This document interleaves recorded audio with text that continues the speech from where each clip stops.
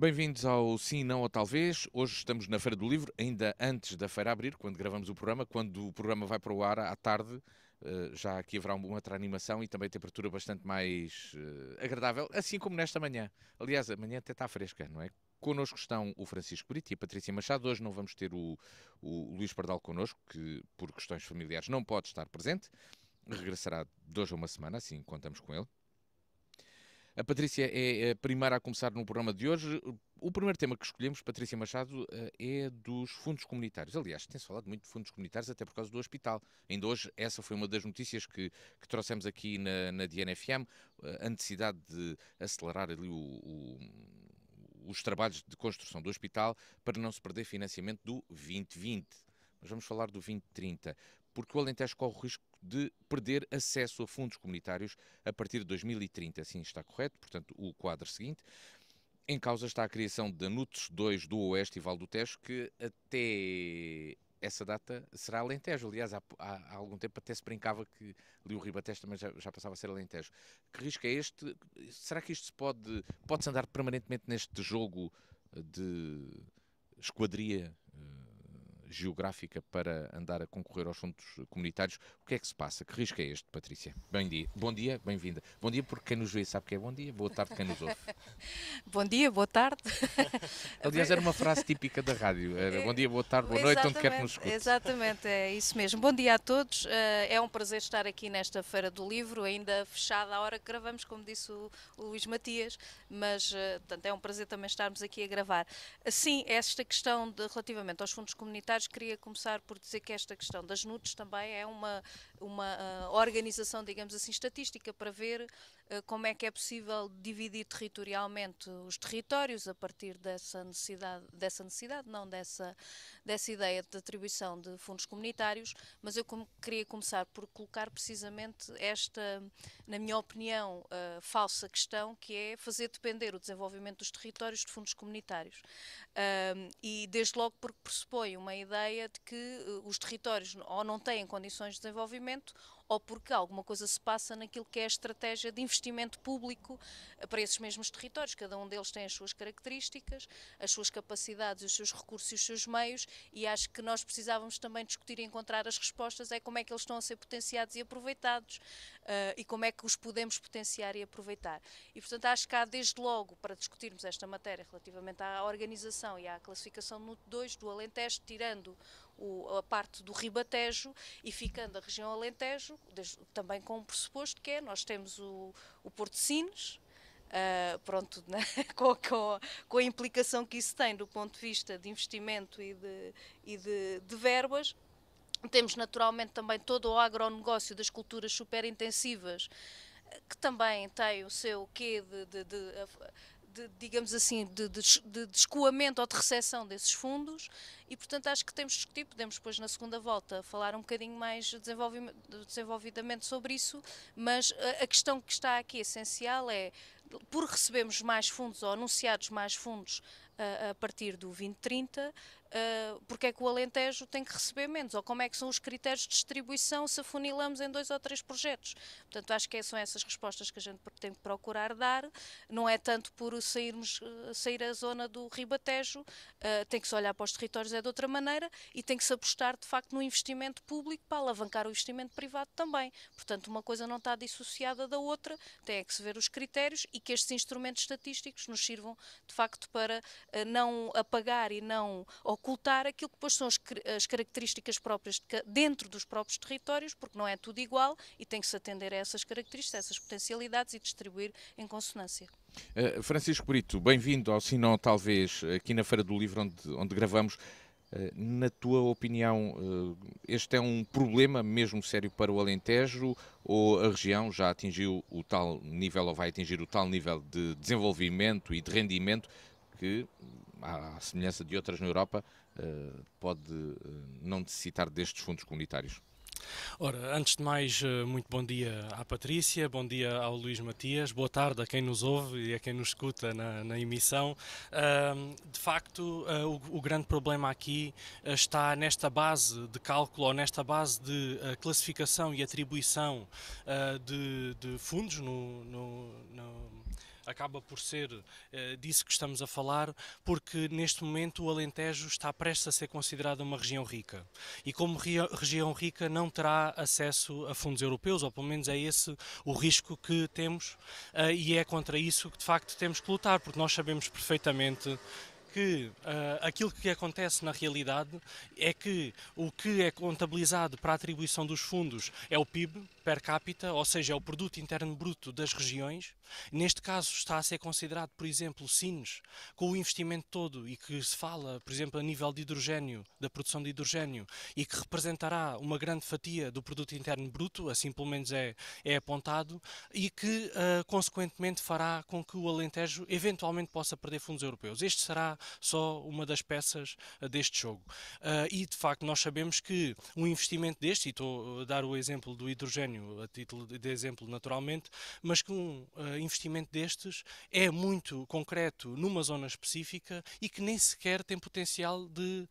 afetar diretamente a área envolvente, ou seja, não é por existir um PIB per capita muito grande na região, proveniente de investimentos privados ou públicos, o que quer que sejam, mas que tem a ver com matérias que são produzidas e que são vendidas, que depois existem melhores equipamentos públicos, que existem melhores espaços públicos, porque é aí disso que falamos quando falamos de fundos europeus. Ou seja, eu acho que há aqui um desligar das duas situações do ponto de vista prático e que do ponto de vista teórico e político e burocrático acabam por estar ligadas e mal ligadas, no fundo. Ou seja, aquilo que acontece é que o Alentejo pode perder os fundos europeus que têm sido pelo menos decisivos para o desenvolvimento, para a reabilitação de património, para a reabilitação de espaços públicos, para a criação de espaços verdes, porque existem empresas no território, e bem, a produzir. Como se as empresas no território a produzir tivessem um investimento direto nesses espaços que nós temos acesso e esses fundos que nós temos acesso com esses fundos europeus, no fundo, esse investimento. Eu sinto que há aqui uma concordância entre os dois. Neste caso, o Francisco também alerta para estes cogumelos, vou dizer assim, para este cogumelo que ali está, ou que se prevê, estes grandes investimentos que depois têm resultados também na criação de riqueza, no PIB, no valor de desenvolvimento económico, no índice que é utilizado, mas que não tem repercussão no resto do território. E, Patrícia, existe uma solução para isto? É possível negociar com a União Europeia o quê? Um desenho de uma nova NUT? Vamos tirar Sines daqui? Vamos criar novos planos de financiamento? Como é que isso pode ser feito? Desenhar os tais programas? Eu volto à mesma questão, é que naturalmente nós precisamos ter o Governo e as entidades a olhar para os territórios a partir das características e das necessidades próprias e não condicionados por aquilo que são instrumentos com base em critérios estatísticos, naturalmente, porque as NUTs é um sistema hierárquico de divisão do território, com base, portanto, em critérios estatísticos, e depois ele não pode ser ajustado a régua e esquadro sem ter em conta a realidade concreta. E, portanto, acho que esta é uma questão absolutamente decisiva. Depois é importante evidenciar, o Francisco também estava a colocar isto, coloquei no início, é que há aqui um conjunto de condicionantes que obrigam de facto a olhar isto de outra maneira. Estamos a falar desta NUT, podíamos falar de outras. É naturalmente o peso que o Porto de Sines e o complexo industrial associado têm. É esta questão do elevado e crescente investimento de capital, nomeadamente estrangeiro, na tal economia verde e na questão dos olivais, amendoais, portanto, das culturas super intensivas, e temos uma outra realidade, que é a questão do déficit demográfico, e, portanto, cada vez menos pessoas também neste território, no vasto território, portanto, se não condicionarmos só a esses polos, e, portanto, diria assim, este cocktail faz com que estejamos metidos na tal classificação estatística que temos os valores elevados, porque menos pessoas distribuído por 2 ou 3 elementos de grande investimento distribuído entre si, é como a história do frango inteiro dividido por 2, não é? Pode ser só para um, ou se for, como é que ele é distribuído. E, portanto, nós precisávamos, de facto, ver que aquilo que é a possibilidade de maior número de verbas não esteja condicionado a estes critérios, digamos assim. Mas aí será o Governo que tem de propor isso? O governo tem aqui um papel indispensável, naturalmente, porque ele, é como noutras matérias que temos dito, não pode aceitar de qualquer maneira, sem pôr os interesses dos territórios. Que aquilo que a Ministra, por exemplo, disse, a Ministra da Coesão disse, corresponde a isso? Achas que se pode ter achar que realmente o governo vai fazer essa alteração? Ou ainda está a pensar muito? Eu tenho ideia que o que nós temos assistido é que não tem havido grande preocupação relativamente a essas matérias. Desde logo, acho que dos aspectos que isto evidencia é a necessidade cada vez mais evidente. Eu acho que é cada vez mais evidente para muitos, depois a opção é que não é tão evidente, que tem a ver com a criação das regiões administrativas. Com a criação das regiões administrativas, tal como a Constituição consagra, esta questão era muito mais capaz de ser tida em conta do que naturalmente com base nestes critérios e nestas regras, digamos assim, da União Europeia, que depois o governo não tem tido, os governos já agora não têm tido, não têm colocado os interesses dos territórios, neste caso, que é sobre isso que estamos a falar, dos desenvolvimentos dos territórios à frente de outro tipo de interesses. E, portanto, nós temos investimentos aqui absolutamente centrais, mesmo destes onde há verbas e fundos, por exemplo, a questão que temos falado da linha Sines-Caia, do seu pleno aproveitamento, não ficámos aqui a ver passar comboios, a criação dos tais cais que permitam, quer do ponto de vista de investimento de transporte de mercadorias, quer de passageiros, a questão da produção nacional a partir daquilo que se produz cá ou das potencialidades que existem, da ciência e tecnologia. Portanto, há um conjunto de matérias a partir da riqueza existente neste território alentejo, da sua diversidade, porque Porto Alegre não é igual ao litoral, Beja não é igual a Évora, que é necessário pôr ao serviço das populações. E terminava com este elemento que, como comecei, é que seria um erro, sem prejuízo da importância que ele tem, apostar ou fazer depender o desenvolvimento dos territórios dos fundos comunitários. Até porque nós sabemos por onde é que estão a ser canalizados os fundos comunitários. É olhar não só para as taxas de execução e por onde é que elas vão. E, portanto, não há, de facto, um desenvolvimento estratégico, um pensamento estratégico que tem que ser, não é a soma das partes, de vários projetos, de vários investimentos, mas que tenha em conta as características e as potencialidades. E, portanto, acho que há aqui um papel, quando perguntava do Governo, absolutamente central, que é qual é a parte do investimento público para alavancar depois também todas estas dinâmicas de investimento privado, que é absolutamente indispensável também, com o papel que lhe cabe, mas que não pode é fazer depender dos fundos, aquilo que são regiões como Mourão, ou como Redondo, ou como Ervidel, por causa do complexo de Sines, que é absolutamente estratégico para o desenvolvimento do território, não é só do Alentejo, é do país, e como é que é a visão do que isso pode significar, de ligações ferroviárias, desenvolvimento do território, sem prejudicar depois a grande parte do território. Portanto, nós não consideramos que é mau, digamos assim, estarmos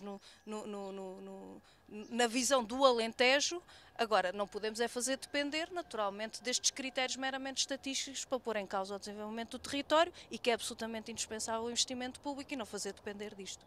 Francisco, será que a solução vai ser essa da regionalização que a Patrícia aqui apontava? Será que vai ser esse o caminho que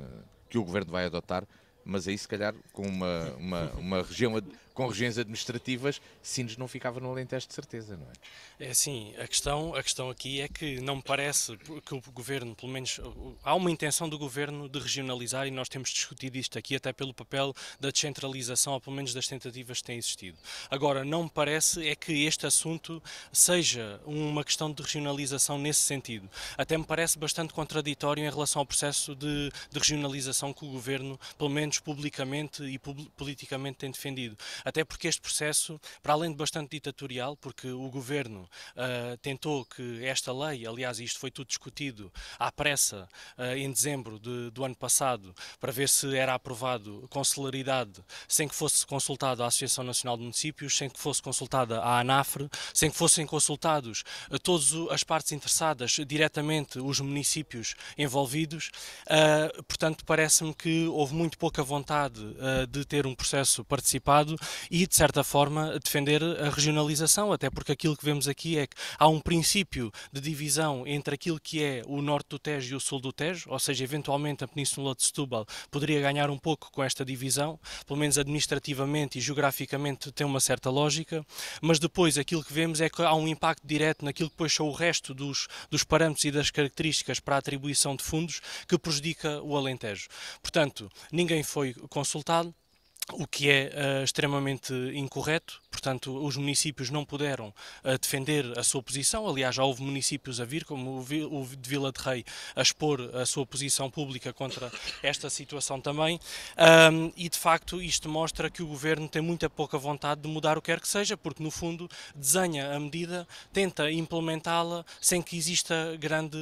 discussão sobre ela e aproveitando, claro, também a maioria absoluta que tem. Eu também gostaria de só frisar uma coisa, até porque a Patrícia traz-nos sempre aqui as posições da CDU e não nos falou ainda da posição da CDU sobre este assunto, que votou favoravelmente a esta lei, que no fundo é um voto favorável num corte de 600 milhões de euros nos fundos europeus atribuídos ao Alentejo e que eu concordo que não deve ser a base do desenvolvimento do Alentejo, mas infelizmente tem sido a base do desenvolvimento do país. A questão dos fundos europeus, aliás, se não fosse a nossa entrada na União Europeia e a consequente atribuição de fundos, nós com certeza estaríamos muito pior do que aquilo que estamos. E eu concordo que nós deveríamos ter uma economia robusta e deveríamos ter um Estado atuante para permitir que existisse e que se captasse o investimento privado e se colocasse o investimento privado ao serviço das populações. E nós vemos até alguns exemplos disso em alguns municípios que conseguem captar esse investimento privado. A verdade é que não existe de forma genérica essa lógica e essa estratégia do Estado implementada, o que faz com que nós dependamos muito dos fundos europeus e precisemos muito deste dinheiro e, de facto, esta reforma administrativa, ou pelo menos esta alteração de base estatística, faz-nos perder dinheiro muito importante para que nós consigamos desenvolver mais este território que precisa bastante e que tem perdido bastante população. Ainda sobre este tema, Patrícia, prevê-se que este ano o Estado tenha um nível de fiscalidade no país seja superior a 37%. Será que não era suficiente para os agentes locais conseguirem negociar com o Governo, se não vem de um lado, que venha o dinheiro do outro lado? Pois, a gente pode aqui continuar a iludir onde é que está o problema de fundo. Mas isto baseia-se também na ausência de uma relação de confiança entre os municípios, por exemplo, e o Estado e o Governo? Não, eu penso que se baseia, por um lado, numa falta de estratégia clara de desenvolvimento do território, que combate efetivamente as assimetrias territoriais. Há várias assimetrias, não são só as territoriais, mas neste caso das assimetrias territoriais, isso implica naturalmente a ocupação do território pelas pessoas. Para haver pessoas tem que haver investimento, lá está, público, para alavancar o privado, desde as questões, como falávamos da semana passada, das comunicações e da rede móvel, ninguém se instala aqui se não tiver, mas também os serviços públicos, naturalmente, saúde, educação, as questões da mobilidade, ter emprego com direitos. Portanto, todas essas questões têm que ter uma visão, mas a gente não tem falta de planos e de programas. O problema está na aplicação e de opções políticas, porque é verdade que eu deixava esta pergunta para reflexão dos nossos ouvintes, que é: o país tem tido mais a ganhar ou tem tido mais a perder? Porque se fizéssemos as contas, os fundos comunitários que vêm não compensam, nem de perto nem de longe, aquilo que tem sido a destruição, por exemplo, da produção nacional em muitas matérias. Estamos a falar da ferrovia, onde é que se produz material circulante hoje em Portugal? Acabou-se com a Sorafama e outras empresas de produção de material circulante. Os estaleiros de Viana do Castelo. Estamos a falar de um ataque, claro, na área da agricultura. A maior parte dos fundos comunitários que vêm na área da agricultura, onde está a sede, é em Cascais. Portanto, a gente, para onde é que vão esses fundos? É de facto para alavancar esse investimento privado, pequeno e médio investimento privado? Ou, como falámos, a questão do tal investimento de capital estrangeiro nas produções superintensivas, com tudo o que isso implica do ponto de vista ambiental, de saúde, de erosão e desertificação do território? Daqui a uns anos, esses vão-se embora e quem cá fica, os alentejanos que cá estiverem nessa altura, quem aqui vive e trabalha, fica com terreno infértil para produzir e para alavancar estas enormes potencialidades que este território tem. Como é que estamos naturalmente, os municípios, o Estado, a alavancar condições que temos aqui até de ciência e desenvolvimento tecnológico, do sol que existe e não é propriamente agora para deixar de ter a cultura super intensiva das oliveiras e das amendoeiras para ter super intensivos de painéis fotovoltaicos. Portanto, quando uma coisa é ver o território como ele o Alentejo é importante que seja olhado no seu todo com características próprias, mas respeitando as características distintas dentro do próprio território, mas nós não podemos fazer depender, eu insisto muito nisto, não podemos fazer depender a questão do desenvolvimento deste território aos fundos, porque analisamos para onde é que têm vindo os fundos. E, portanto, são respostas que não podem ser deixadas de ser dadas. Nós devemos defender este território pelas características que tem, mas temos que exigir que até esse poder e que tome e que use esse poder também na União Europeia, para não dizer que sim a tudo, que é o que se tem assistido, e defender os interesses, porque quando estamos a falar ou das cotas da pesca, ou do leite, ou disto ou daquilo, normalmente aquilo que é discutido e que é defendido para o nosso país não tem em conta os interesses nacionais. Tem em conta os interesses e as estatísticas e as cotas que são estabelecidas nos grandes centros de decisão. Isso é que naturalmente precisa de ser mudado, seja pelo governo do PS, seja pelos anteriores do PSD com ou sem o CDS. Francisco, para concluirmos o tema, provavelmente de negociar um novo mapa geográfico e de organização das NUTS, vamos ter de dizer sim alguma coisa. Qual é que será o preço? Assim, a questão é que será isto que se consegue ter já alguma ideia disso ou não? É sempre um trabalho de negociação e nós sabemos perfeitamente quais é que são as condições de outros países dentro da União Europeia e que não são as condições que infelizmente nós temos. Portanto, as negociações são feitas sempre nessa base. Eu acredito que algumas não terão sido bem feitas, outras se calhar foram as possíveis. A verdade é que tem que haver sempre um compromisso do Governo, independentemente do partido que esteja eleito para tal, de defender o melhor para o nosso território e estrategicamente. Sabemos que também estamos sempre a falar de algo difícil, que é planear o futuro e planear estrategicamente o médio e o longo prazo. É sempre de facto muito difícil, porque hoje é fácil nós avaliarmos os últimos anos e as últimas décadas de atribuição de fundos europeus, e é bom que o façamos, se calhar até fazemos pouco isso, mas é bom que façamos isso, mas também temos que contextualizar as decisões que foram tomadas na altura, quando dessa negociação, para as condições que existiam. E com isto não quer dizer que não deve haver um nível de exigência muito grande, que ele de facto deve existir, e neste caso concreto, como falamos, nós já estamos a identificar à partida uma série de problemas. Portanto, já estamos a perceber que há aqui eu não digo que há uma incapacidade negocial com a União Europeia, porque neste momento, e concretamente para esta questão, é uma imposição do Governo, é uma decisão do Governo que propõe à União Europeia que a União Europeia aceita esta alteração estatística. Ou seja, o Governo, das duas uma, ou não percebeu o erro que estava a cometer, e olhou só para a divisão administrativa do Vale do Tejo e com isso achou que estaria a fazer um grande feito e com a criação eventualmente de uma nova CIM conseguiria estar a resolver problemas sem perceber aquilo que era o impacto no Alentejo, ou então de facto há um investimento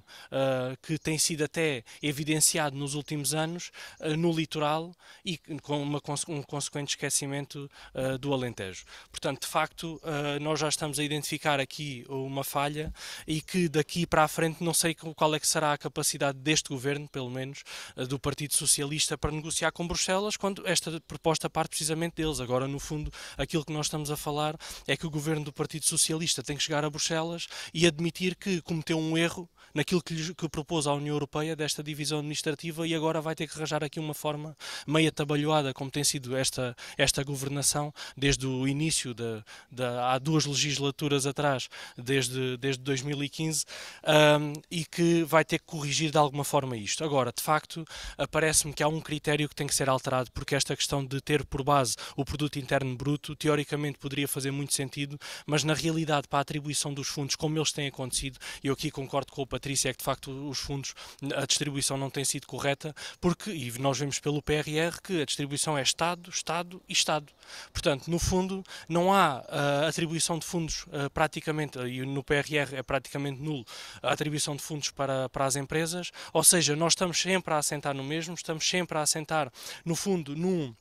num esbanjar de dinheiro para situações que não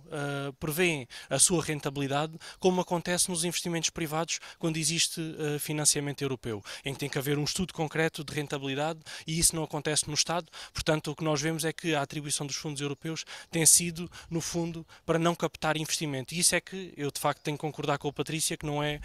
um caminho correto para conseguirmos atuar, porque os fundos europeus, se nós recebemos 20% e geralmente nunca recebemos a 100% ou nem sempre recebemos a 100%, portanto ainda temos que colocar qualquer coisa. Esse qualquer coisa que nós colocamos, temos que juntar a esses 20 para conseguir captar 40 ou 50. E isso de facto é muito difícil de conseguir, é preciso ter muito trabalho, é preciso ter muita estratégia e eu acredito que os portugueses neste momento já perceberam que não é com o governo do Partido Socialista que se vai conseguir isso.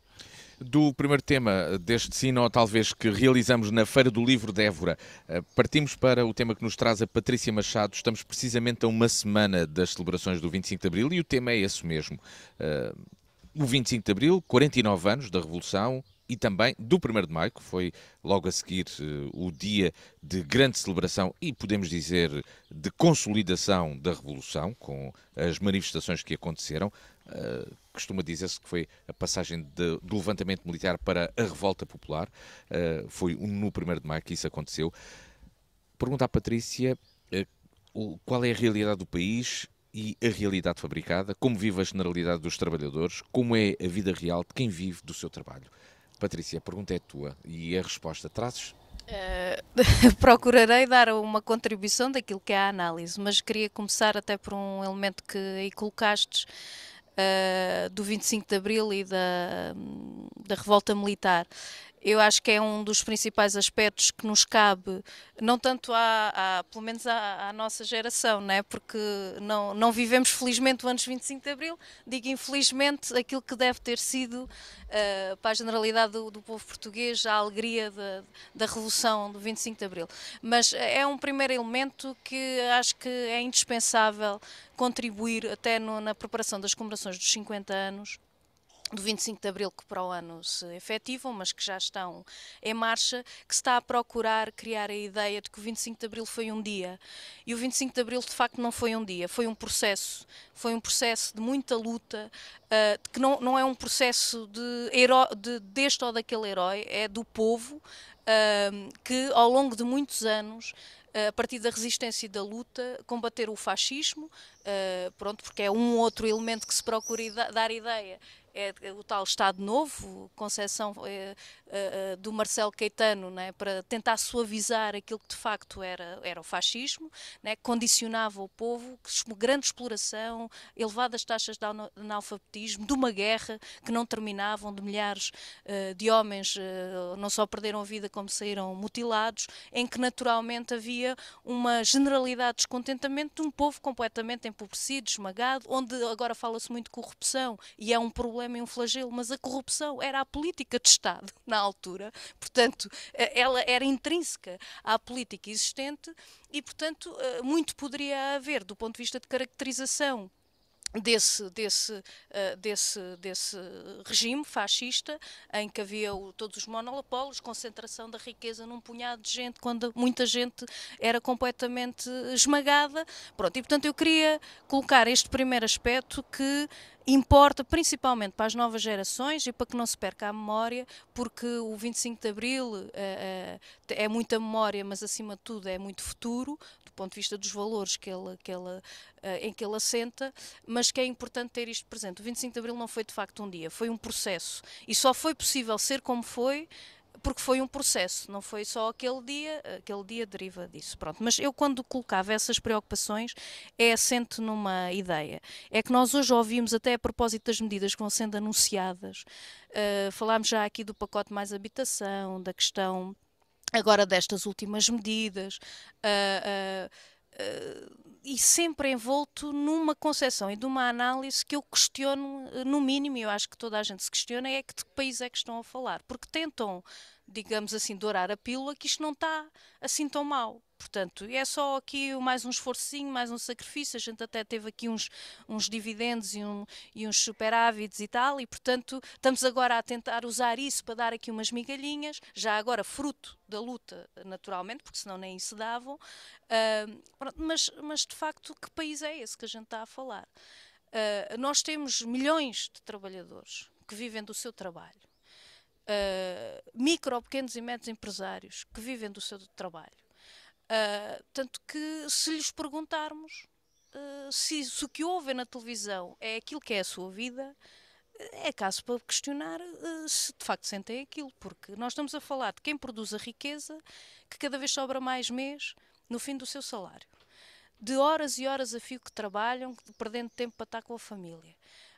Como é que está o Serviço Nacional de Saúde, temos aqui falado, ou seja, o acesso que esses trabalhadores, que essas vastas camadas têm ou não têm. Como é que está a escola pública? Como é que estão os níveis de precariedade? Porque nem uma perspectiva de construir futuro, família, ter filhos, né? Fala-se tanto dos déficits demográficos, como é que há essa possibilidade? Portanto, que país é esse? Né? Porque anuncia-se que isto está de vento em popa, mas depois as pessoas, o que se vê é cada vez mais dificuldades para pagar a casa. Ao mesmo tempo que a gente está a falar de gente que está a pôr até com o crédito mal parado, né, que pode estar em risco a sua casa. Há pessoas já a receber cartas a dizer que está em risco de incumprimento, pessoas que têm as suas prestações todas pagas a tempo e horas.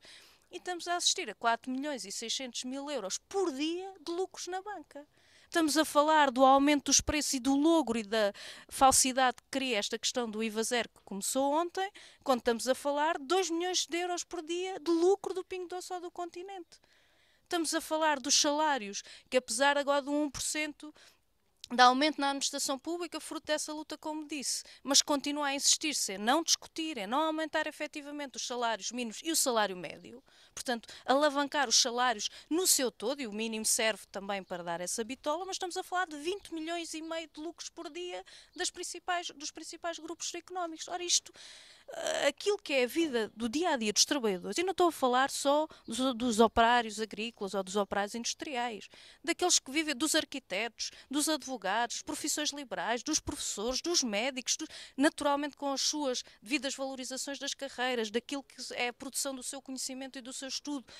e das várias camadas de setores, quer do público, quer do privado, estão longe de ser valorizados e está longe de ser naturalmente refletido aquilo que precisa de ser dada dignidade e valorização a esse tal povo que construiu na altura o 25 de Abril, hoje são outras gerações, mas que só isso fará desenvolver o país, e por isso liguei aqui o 25 de Abril ao 1º de Maio, porque devemos e temos que defender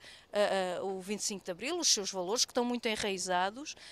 não permitir a reescrita da história, eu queria sublinhar isto, e dar um grande impulso naturalmente às comemorações do 1º de Maio, que mais que um dia de festa é um dia de luta e, portanto, também em Évora certamente se fará sentir isso no desfile que a União de Sindicatos está a convocar no 1º de Maio, que será a expressão de todas essas lutas, de quem quer defender o SNS, quem quer defender a regulação dos preços, quem quer ver os salários aumentados, valorizadas as carreiras, e, portanto, também era nesse sentido de tentar, digamos assim, alertar que aquilo que nos querem fazer passar da realidade não é compatível com o que cada um de nós sente no dia-a-dia, quando vai ao supermercado, quando tem que pagar a renda, quando tem que pagar a conta da luz ou das comunicações. Francisco, e na tua visão, qual é a realidade então do país e da generalidade dos trabalhadores em Portugal nesta altura? 49 anos depois do 25 de Abril, que estão quase aí a chegar. Bem, é assim, naturalmente que a avaliação não pode ser totalmente transversal, porque uma grande parte destas décadas não as vivi, portanto, fruto da minha geração, tenho uma perspectiva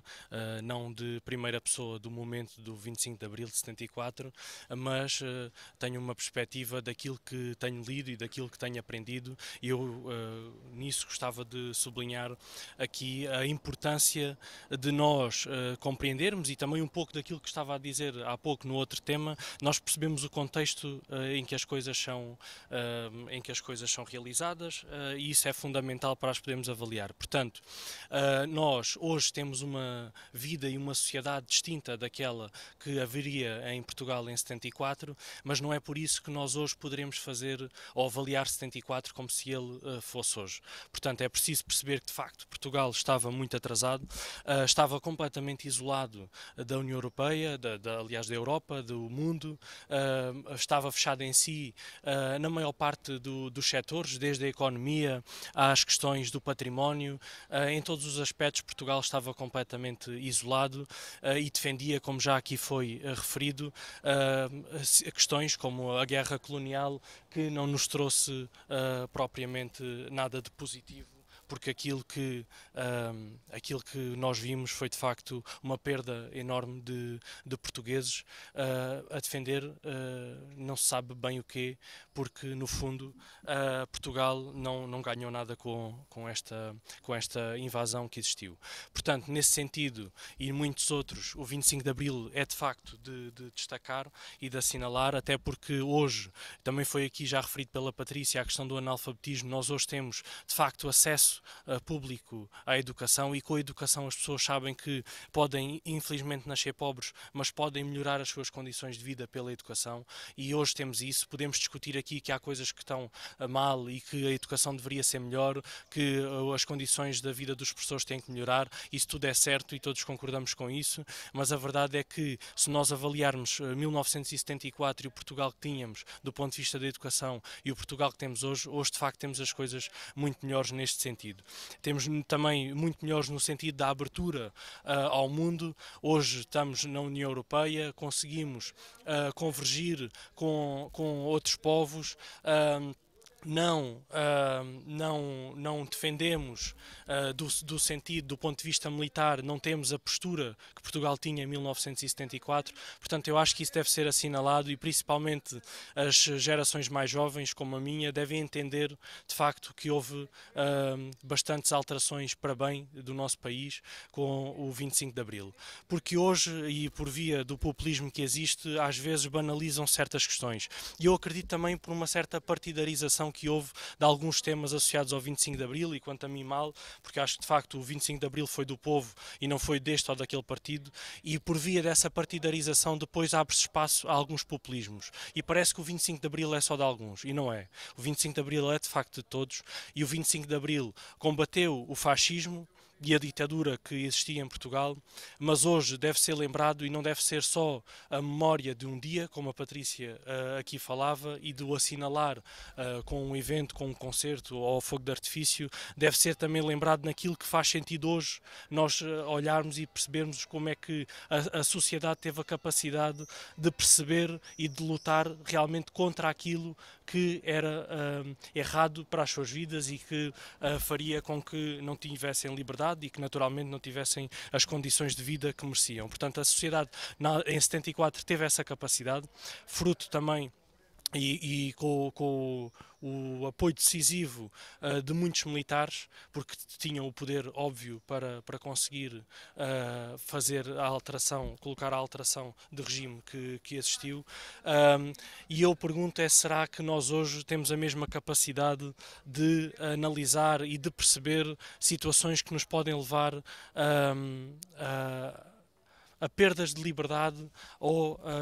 a um certo amordaçar de liberdades que nós temos. Eu acho que nós temos de ter sempre esta consciência, porque nós hoje sentimos que temos uma sociedade mais informada, com acesso a tecnologias, com acesso à informação, mas eu às vezes questiono-me, será que realmente nós temos essa capacidade crítica de perceber onde é que está o correto e onde é que está o errado? E eu acho que com o 25 de Abril e com o exemplo de 74, nós temos que pensar nisso, temos que refletir sobre essa questão e temos que perceber realmente se não há assuntos do nosso dia-a-dia que devem merecer uma posição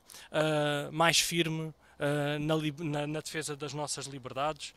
em todos os pontos de vista. Não é? Eu tenho falado aqui no programa até da liberdade económica e até pela questão que a Patrícia há pouco referia da limitação dos preços de alguns bens, porque acho de facto que nós temos que olhar para a liberdade no seu todo e transversalmente. Portanto, deixo aqui este repto que eu acho que é de facto importante refletirmos sobre esta questão. Patrícia, o resultado do 25 de Abril também é aquilo que temos hoje. Passam 49 anos, portanto, aquilo que temos hoje e que o Francisco aqui fala da tal incapacidade que ele identifica, incapacidade crítica ou de ação ou de identificação de problemas, é um resultado também de todos estes 49 anos. Partilhas desta visão que estamos adormecidos? A expressão é minha, atenção, não foi o que o Francisco disse, estou eu a dizer. Não, lamento, mas não partilho da ideia de estamos adormecidos, que podíamos estar noutro patamar também, acho que podíamos estar mais acordados, podíamos estar mais à frente, se assim se pode, naquilo que temos estado a discutir sobre cada um dos temas, diria assim, sobre cada um dos temas que a gente tem debatido no programa. Há naturalmente visões diferentes e opções políticas que decorrem quer naquilo que são as consequências hoje, quer naquilo que poderia ser, não é? E aí sim, acho que se as opções políticas tivessem sido ou fossem de outra natureza, naturalmente a vida dos portugueses, de quem cá vive e trabalha, que muitos não são portugueses, seria claramente melhor. E quando sugeri, da última vez que, se não estou em erro, que sugeri tema, foi precisamente sobre a Constituição da República, e na altura coloquei esta questão, que é se cada uma daquelas questões que ali está fosse cumprida, naturalmente que hoje os problemas na saúde, na educação, na cultura, na agricultura, no território, seriam claramente melhores. Não tenho qualquer dúvida, porque o problema está de facto não na falta de medidas, está na falta de cumprimento daquelas que já existem, naturalmente adequadas aos tempos que temos. Eu queria aqui sublinhar um aspecto que é, quando trouxe este tema, não é propriamente nem para fazer comparações, porque não é comparável o que não é comparável, as realidades são as que são, não só fazer lembrar aquilo que significou a Revolução de Abril para o povo português, uma conquista do povo, como disse, sublinhada, naturalmente com um papel destacado e indesmentível daqueles que tiveram ao longo de anos um papel indispensável. Desde logo o PCP, não há qualquer dúvida, isto não é qualquer tentativa de partidarização, aliás, nós somos os primeiros a dizer que foi a luta de muitos democráticos, foi agora, no dia 1 de Abril também fez 50 anos do Congresso da Oposição Democrática, em que milhares de democratas ali estiveram de vários quadrantes políticos a exigir e a lutar para o fim para o derrubo do fascismo, de vários quadrantes políticos. Aliás, até foi curioso, portanto, que a oposição democrática aqui da Câmara de Évora estivesse contra a possibilidade de pessoas democratas aqui de Évora poderem participar nestas comparações, que foram a Aveiro, foram à mesma Aveiro, a participar, porque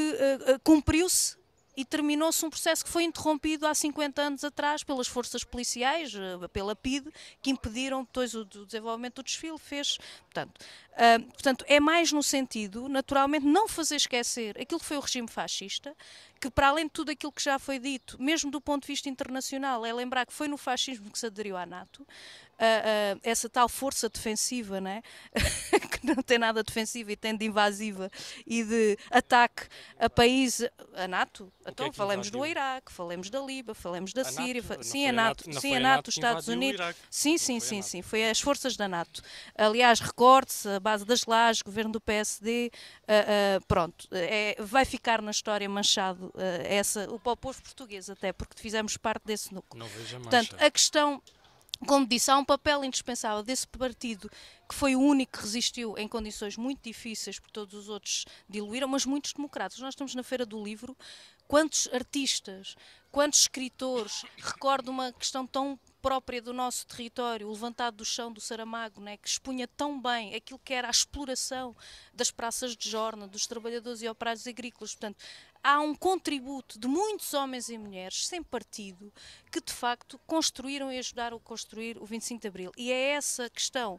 não só da memória, que não se permita tropar a história, mas acima de tudo que se veja, porque claramente estamos, nem há comparação, não há aqui, e se não tivesse havido estávamos,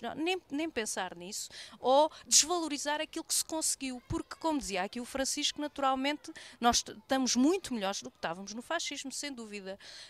Agora, a questão é que temos que exigir que isto não tem que ser assim. Não tem que ser que um utente que está à espera há mais de um ano de um exame oftalmológico no Hospital Espírito Santo não o faça porque a máquina está estragada. Não tem que ser assim, que se encaminhe para os privados um exame que se calhar os custos que estão a fazer para fazer aqueles exames, dava para comprar ou para reparar a máquina que não há num hospital como o Espírito Santo que serve a região. Portanto, não tem que ser assim os problemas que existem na educação, não tem que ser assim os problemas com que os pequenos agricultores, empresários estão confrontados. E, portanto, a questão dos trabalhadores, que são eles que produzem a riqueza, e que depois chega ao salário ao fim, tem não sei quanto mês à frente, isto não é justo, nem tem que ser assim. Portanto, a distribuição da riqueza tem claramente de ser discutida e que a balança tem que ser equilibrada e, portanto, é disto que estamos a falar, é deste Portugal e deste respeito por aqueles que produzem a riqueza. E quando estou a falar essencialmente dos trabalhadores naturalmente, mas também de muitos que, vivendo do seu trabalho, que não se compara ao Jerónimo Martins com o pequeno comerciante ali da loja. Portanto, esses também estão a ser esmagados. E, portanto, nós precisamos que todas essas camadas antimonopolistas, aquelas que não põem em causa naturalmente, que fazem parte daquilo que é o desenvolvimento do país, que não seja posto em causa e que naturalmente se cumpra aquilo que está na Constituição, que se exija, e eu acho que não estamos adormecidos, tem havido muita luta, muita luta. Ainda agora, os trabalhadores do call center da Fidelidade conseguiram, ao fim destes anos todos de luta, que se fosse reconhecida a integração no contrato coletivo dos trabalhadores dos seguros, porque eles eram subcontratados e estavam afetos às empresas de subcontratação. Isto é uma valorização nos seus rendimentos, que agora é preciso obrigar naturalmente a empresa a cumprir a partir do 1º de maio. Conseguiram finalmente, ao fim destes anos, mas foi fruto da sua luta e da sua persistência. E não só, mas foi essencialmente de forma organizada nos seus sindicatos de classe que isso foi possível. E, portanto, isto não tem que ser assim. Há provas que não tem que ser assim. Há exemplos de lutas que se conseguiram objetivos concretos e, portanto, esta necessidade do aumento geral dos salários, que a cada posto de trabalho corresponda um contrato efetivo, da redução do horário de trabalho para as 35 horas de todos os trabalhadores, o respeito dos direitos da maternidade e paternidade, o fim da caducidade, todas estas questões queria sublinhar que são possíveis ter, decorrentes também da luta, das opções políticas, mas que terão expressão, e fazia aqui um grande apelo para que também os trabalhadores do Conselho de Évora, todos aqueles que estão preocupados com o estado em que o país está e que querem um país diferente, se juntem também às comemorações do 1º de maio. Francisco, percebo que partilhes preocupações semelhantes às da Patrícia, mas tenhas aí soluções diferentes. O que é que tu dizes sobre a realidade que vivemos atualmente, quando temos notícias que continuamos a ter sobre, por exemplo, emigração, para ser mais preciso.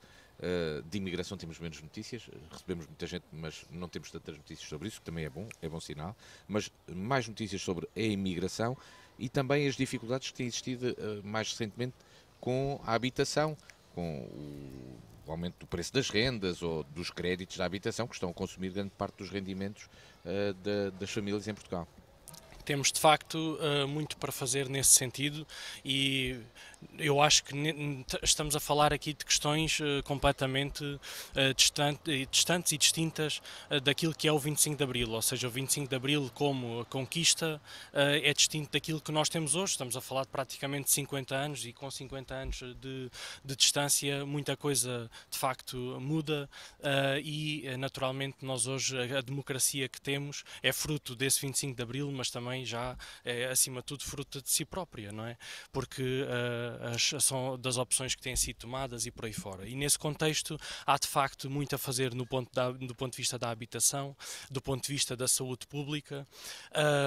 e do ponto de vista essencialmente da saúde de acesso público, porque é isso que nos interessa, ou seja, se é mais barato nós contratarmos ou uma clínica, que às vezes também são pequenos empresários, e se isso sai mais barato ao Estado e as pessoas ficam melhor servidas, acredito que isso deve ser uma opção. Ou seja, eu acho é que nós não devemos aqui ignorar ou apagar opções só por questões ideológicas. E é aí que eu acho que há aqui a grande diferença entre aquilo que eu considero e aquilo que a Patrícia considera. Porque, de facto, tem havido muitas opções ideológicas e isso não nos leva hoje a ter uma democracia que ajude, de facto, as pessoas. Porque nós vemos que a Patrícia falou da questão da oftalmologia, mas quer dizer, quantas especialidades nós não temos em Évora ou que têm um serviço muito precário. Por exemplo, neste momento, o Hospital do Espírito Santo, que serve mais de 150 mil pessoas, porque é um hospital distrital, tem apenas uma médica otorrinolaringologista para 150 mil pessoas. Portanto, as pessoas, se tiverem algum problema, têm que ir para Lisboa. Se houvesse serviço privado que fosse contratado aqui, as pessoas fossem atendidas aqui e não tivessem de ir para Lisboa, isso era positivo para as pessoas. Creio que aqui temos que concordar, a não ser que a Patrícia considere de facto que isto é privado, não pode mesmo ser, mesmo que seja aqui. Claro, mas a questão é que esse investimento para já tem que ser feito, ou seja, parte de uma decisão política e tem que existir, e não tem existido. Depois o investimento público também tem. O investimento público não é totalmente linear, até porque houve uma série de empresas que umas já não são públicas, outras ainda são, mas que tinham esse investimento público, naturalmente, eram empresas públicas e que não conseguiam ser sequer produtivas. Portanto, o investimento público não é linear, porque depois é preciso ver realmente como é que o Estado produz e como é que as empresas produzem. Mas eu não estou a falar especificamente da saúde, porque o Estado, que eu saiba, não tinha empresas, agora já tem empresas públicas para gerir os hospitais, mas isso nem sempre foi assim. E a questão da saúde, concretamente, obviamente tem que haver um investimento concreto e hoje não temos esse investimento. Agora, nós deveríamos ver que a questão das condições dos trabalhadores vai muito para além daquilo que é o Estado Central. Nós também temos que olhar para aquilo que são os municípios e as autarquias no seu todo e perceber quais é que são as condições que efetivamente que os trabalhadores têm, e por isso a Patrícia falava há pouco aqui da luta dos trabalhadores e do 1 de maio e do desfile sindical, e eu acho que de facto há trabalhadores, principalmente do município de Évora, que se deviam associar para ver as suas condições melhoradas, principalmente os locais de trabalho, e por exemplo as pessoas podem ir, não sei se deixarão entrar, mas pelo menos poderiam tentar entrar nas instalações municipais da Horta das Figueiras, no Canil Municipal, para perceber quais é que são as condições que aqueles trabalhadores têm para trabalhar naqueles sítios e perceber realmente onde é que a mudança deve acontecer, e deve acontecer de facto mudança neste paradigma das condições dos trabalhadores, não só nas condições genéricas daquilo que é a decisão do Estado Central, do Governo, dos aumentos salariais que temos também aqui falado, mas de facto no concreto, até porque, por exemplo, nós estamos no centro histórico e basta ver como é que este centro histórico é limpo não como em 1974, mas como no século XIX, a pá e vassoura no meio desta calçada que é impossível de limpar, basta fazermos um teste e perceber o que é a vida de um trabalhador, de um varredor que tem que limpar diariamente estas ruas, e basta fazermos uma hora e percebemos logo até os problemas de saúde que advêm daí, quando nós temos soluções no mercado muito melhores, muito mais eficazes e que protegem também a saúde desses mesmos trabalhadores. Portanto, é preciso olhar para isso tudo e ver que, de facto, a melhoria da vida dos trabalhadores não está só nas medidas do Estado, mas está também naquilo que concretamente se pode fazer do ponto de vista local. Estamos na reta final deste Sim ou Talvez, que realizamos na Feira do Livro de Évora. Patrícia Machado, para concluirmos, um sim, um não ou um talvez? É um sim, estando na Feira do Livro é um sim, é esta mais uma edição desta iniciativa pela valorização de todos aqueles que estão envolvidos na sua preparação, na sua realização, na sua dinamização, aos agentes aqui presentes, apelando a que todos venham, visitem e leiam, porque a questão de naturalmente desenvolver o espírito crítico, aquilo que é o combate à linha de pensamento único, também se faz muito pela capacidade que haja, desde logo pública, mas também individual, da procura de cultura, de conhecimento, da reflexão e do que isso pode permitir também esta realização da Feira do Livro. Francisco Brito, para concluir, um sim, não ou um talvez? Bem, estamos aqui a 2 passos da Sé Catedral, estamos aqui no Centro Histórico, portanto eu hoje teria que trazer naturalmente um tema sobre isto, sobre esta realidade que nós temos aqui, e infelizmente é um não, e é um não ao estado de conservação, ao mau estado de conservação da Sé, que há décadas que espera por uma intervenção e que cada vez se torna mais urgente do ponto de vista da conservação, e estamos a falar de um monumento muito importante não só para o nosso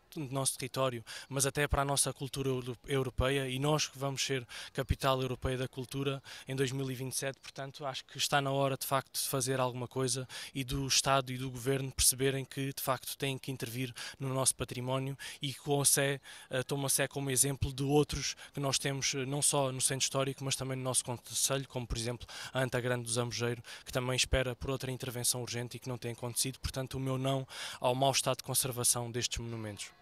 Muito obrigado, Francisco Brito e Patrícia Machado. Hoje não contamos com o Luís Pardal, mas ele estará de regresso de hoje a uma semana. Obrigado por estarem aqui numa manhã em que gravamos o programa que sai à tarde, na Feira do Livro de Évora. O encontro está marcado consigo para de hoje a uma semana, aqui na DNFM, sempre quarta-feira às 18 horas, no domingo às 21, e sempre que quiser na página dnfm.com, na versão podcast e também na versão de vídeo. Tenha a continuação de uma boa quarta-feira.